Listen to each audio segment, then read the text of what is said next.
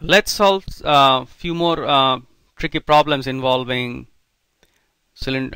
rectangular solids or other solids. So first we will start with we'll solve two problems. So we'll start with the easy one.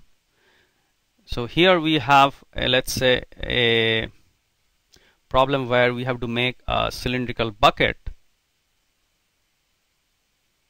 So let's, for the sake of simplicity, let's say this is our bucket, and we are told that we are given a piece of tin and we have to make a bucket with a radius equal to 4, let's say, and height equal to 10. Now to add to the little bit twist, we are told that there would be 10% waste.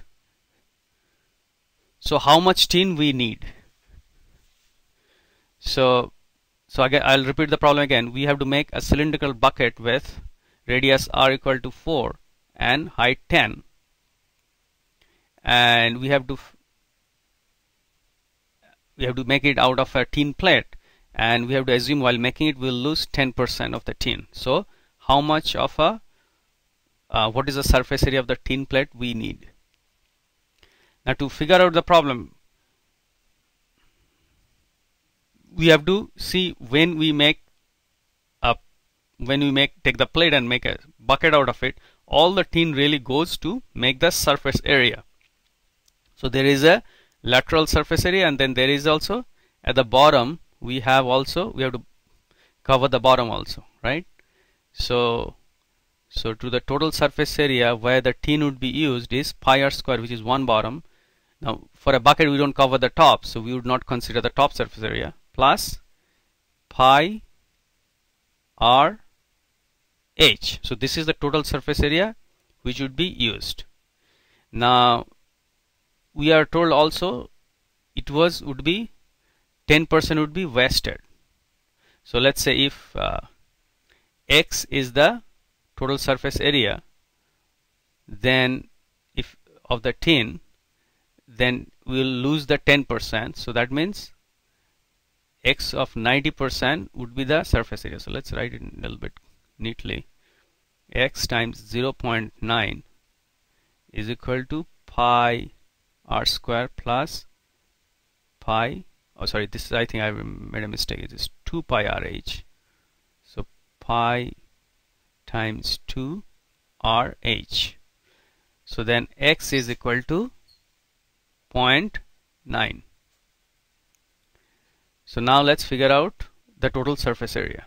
So pi, we know the r is 4 square plus pi times 2 times 4 times 10 divided by 9 times 10. So you can solve this one. If you take pi, 16 plus 800 divided by 9. So this is your surface. You can use a calculator to solve this problem. So that's that much of tin you would need. So just to repeat, what we did was we first calculated the surface area. Oh, let me see if I think we did a mistake here. So this, when we took 10 out of this, it should be the whole thing. So this is our exact answer. So I think you get the calculation part correctly. So just to recap what we did in the problem, we calculated the surface area of the cylinder, and while doing it we did not consider the top part, because for buckets we don't cover the top, and we say that that much of tin is needed, but since 10% of waste is gone, so if x is our surface area, x is the surface area of the tin plate, and then we do 90% of that, and with that we're able to solve the problem. So now let's take the second problem, which is a little bit more difficult.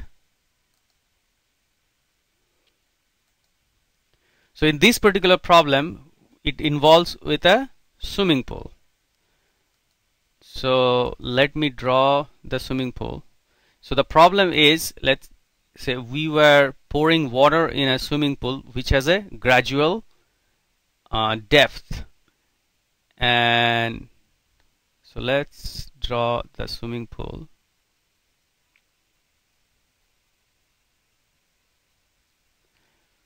So let's say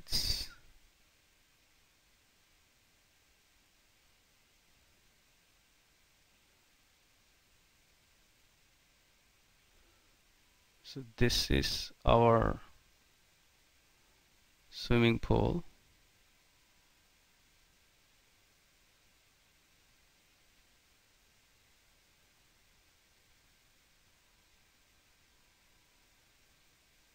Now I'm drawing it.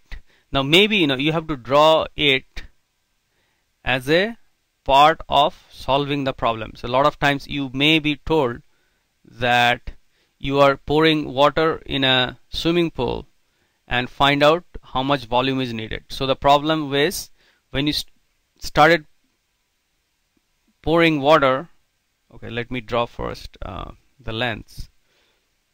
So let's say this is A, this is B, this is H, this is H dash. So what you are told is that, so the water is really filled with this part. So this is the water, and this is really height above the pool. So this is sort of the floor level of the pool, you can think like that. This is sort of the ground level, and here you have, so the water level starts from here. So this is H dash. So what you are told is that when you are starting to pour the water, and by the time it ends, the depth increases by 2 meters. So this is 1, and this is, let's say this entire thing is 3 meter. So what is the amount of water you need? Now to solve this problem, or what is not the amount of water, but what is the total volume of the pool? So as you can see, the total volume of the pool really constitutes of one triangular part, which is the one which is filled with water, and then there is one rectangular square solid which is not filled with water. So for this part, to find out the volume of this part, we say the volume of this triangle, which is A times H times B, and the top part is A times H dash times B. So H we know is,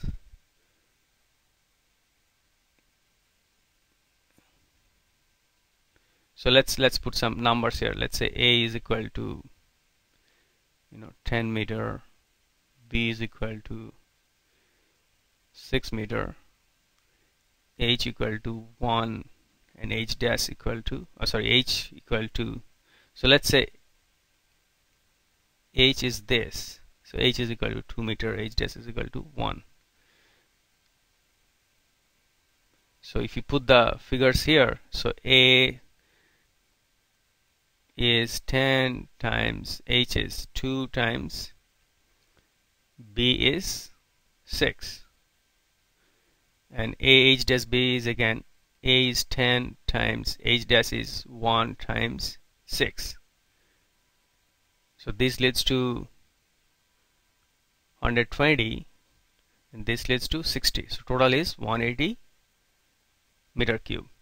So the trick of the problem is that really getting this drawing done. So because the way the problem would be stated is that if water is filled with a swimming pool in a gradual depth, and it is observed that the height of the water increases, it's starting from 0 to or maybe the height starts from here, increases from 1 to 3.